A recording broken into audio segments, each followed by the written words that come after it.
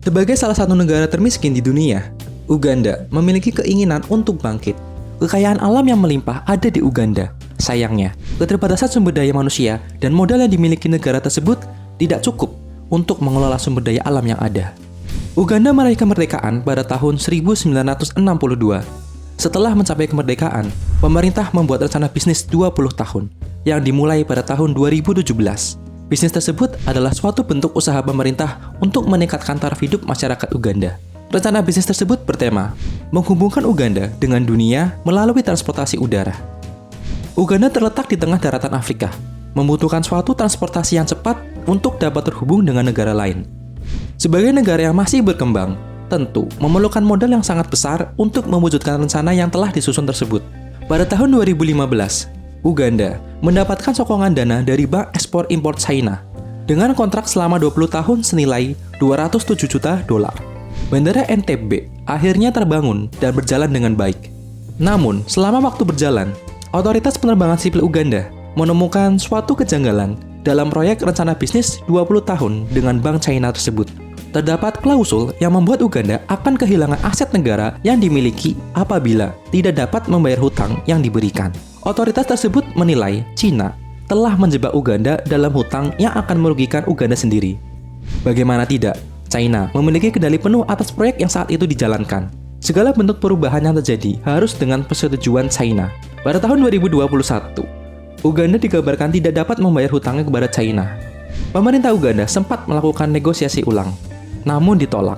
China lalu mengambil alih Bandara Entebbe pada bulan November. Telah diketahui oleh dunia bahwa China sudah banyak mengambil alih aset negara-negara berkembang yang tidak mampu membayar hutangnya. China dengan segala rayuannya berhasil menjadi salah satu negara adidaya di dunia. Tertulis telah ada 140 negara di dunia yang mendapatkan sokongan dana dari China untuk membangun infrastruktur di negaranya. China memiliki strategi licik dalam setiap proses pemberian sokongan dana kepada negara yang membutuhkan. Tahun 2019, Kenya hampir kehilangan pelabuhan Mombasa yang notabene adalah pelabuhan terbaik dan terbesar di Afrika.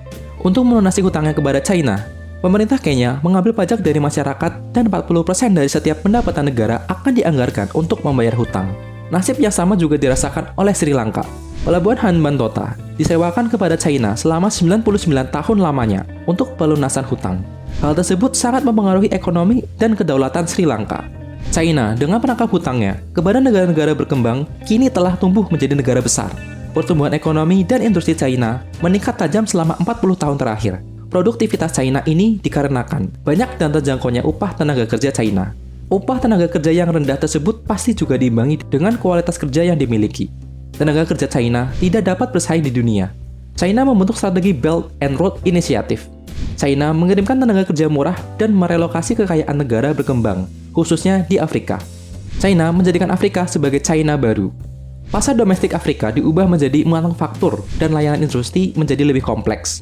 Afrika kini memiliki jumlah penduduk yang tinggi. Pada tahun 2018, tercatat 1,3 miliar penduduk Afrika, menjadikan Afrika memiliki jumlah tenaga kerja murah lebih banyak.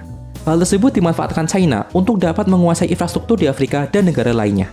Tahun 2020, ekonomi China melemah. Hal tersebut berimbas kepada negara Afrika yang masih membutuhkan sokongan dana dari China. Proyek kereta cepat Uganda macet karena kehabisan modal. Kenya yang saat ini tengah memperbaiki rel bekas peninggalan Inggris juga tersendat. Kesulitan juga dialami Kamerun dan Nigeria yang keberlanjutan proyeknya turun 70% karena kekurangan dana. Hutang dalam hakikatnya memang memiliki dua sisi. Sisi lain akan membantu kita dalam memecahkan masalah. Namun di sisi lain juga menimbulkan masalah baru. Negara yang masih berkembang agaknya harus sadar akan potensi alam dan sumber dayanya dapat dimanfaatkan secara mandiri dan untuk kesejahteraan negaranya sendiri.